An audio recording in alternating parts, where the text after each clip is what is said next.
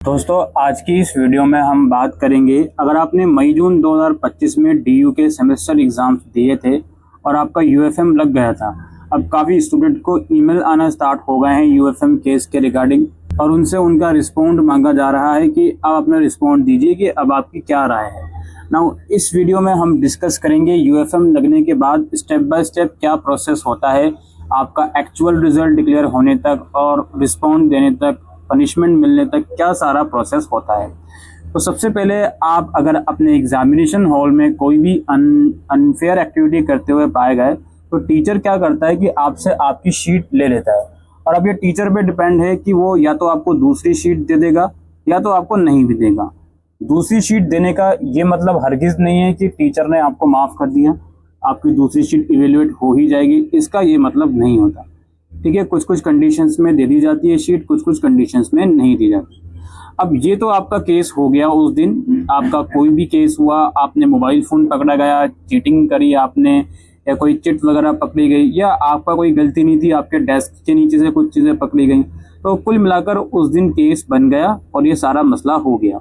अब इसके बाद क्या होगा, जब आपके सारे एग्ज़ाम्स ख़त्म हो जाएंगे आपको एक ईमेल भेजा जाता है यूनिवर्सिटी द्वारा जिसमें वो लोग बताते हैं उस पर्टिकुलर डे के बारे में कि उस दिन आपने ऐसा ऐसा करा था उस पेपर में, और जो भी चीज़ें होती हैं वो सारी चीज़ें आपको बताई जाती हैं और साथ साथ आपको ये भी बताया जाता है कि आपको क्या पनिशमेंट दी जा रही है।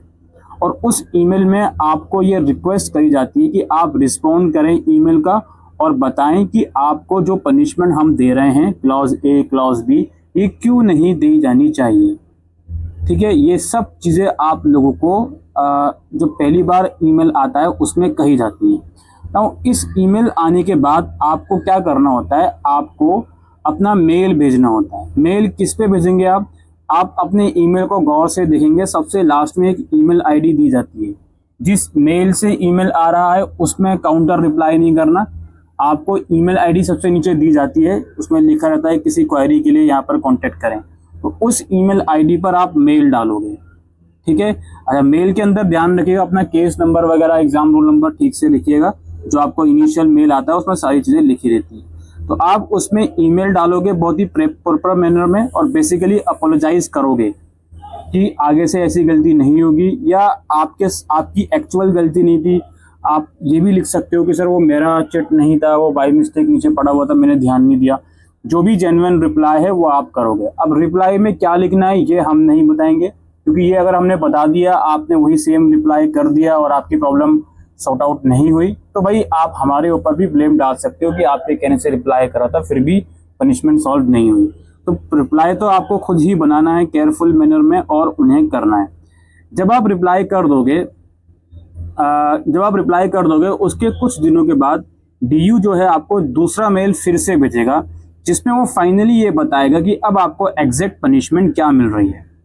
इस मेल में हो सकता है आप लोगों को जो इनिशियल मेल में पनिशमेंट दी गई थी उससे छुटकारा दिला दिया जाए, या हो सकता है जो इनिशियल मेल में पनिशमेंट आपको दी गई है वही एज इट इज़ रिपीट करें।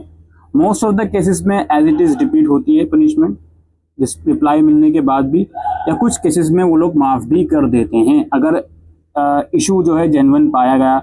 अगर चिट वगैरह जो आपकी है उसमें से आपने देखकर नहीं लिखा आपके आंसर शीट को चेक करने के बाद, तो वो सारी चीज़ें ध्यान में रखने के बाद आपका रिप्लाई आने के बाद फाइनल डिसीजन जो होता है यूनिवर्सिटी का वो आपको ईमेल के थ्रू बता देते हैं। अब ये आपको पता चल गया, अब ये जो ईमेल है ये फाइनल डिसीजन होता है। यहाँ तक का सफ़र कितने टाइम में होगा ये भी थोड़ा सा समझ लेते हैं। जो आपका पहला वाला ईमेल है जिसमें एग्जैक्ट पनिशमेंट बताई जाती है और आपसे कहा जाता है कि आप रिस्पॉन्ड करो, वो एग्ज़ाम्स ख़त्म होने के लगभग 1 महीने भर के अंदर आ जाता है। फिर आप मेल डाल देते हो। उसके बाद जो एग्जैक्ट पनिशमेंट वाला दूसरा मेल आता है वो ईमेल फर्स्ट ईमेल के बाद आता है, लगभग 25 दिन या 1 महीना भी लग सकता है। ठीक है, ये टाइम फ्रेम मैंने आपको बता दिया।